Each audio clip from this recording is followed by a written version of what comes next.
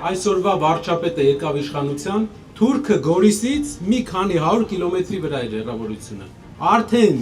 տարիներով հայերը, գորիսեցիները չէին տեսել Թուրքի երես։ Այսօր 7 տարի իշխանության լինելուց հետո ցավոք տեղ գյուղից ենկոմ էլ հայ չի ապրում։ Երկրին պետք է ղեկավար, ով կարողանում է երկու բան անել՝ ճիշտ բանակցել եւ աշխատատեղեր ստեղծել։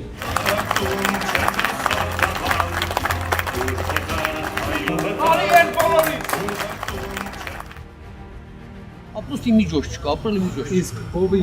կաթը 120 դրամով եք ծախում, թե հիմա էլ 140-ա։ Հիմա կաթ չկա։ Չեն ընդունում։ Ակե չկա։ Տարած չկա, մեր յուղը տուժված է։ Տարած մեզ արոտավար չունի։ 400-500 տնտեսություն է, բայց արոտավար չունի։ Չունի, տուժված է։ 4 տարվա մեջ այդ պիտի 80 ընտանիք ապրեր, չէ՞։ Հիմա այդ 80 ընտանիքին հողը հենա թուրքի ձեռ։ Ես անելու եմ, բայց մի հատ։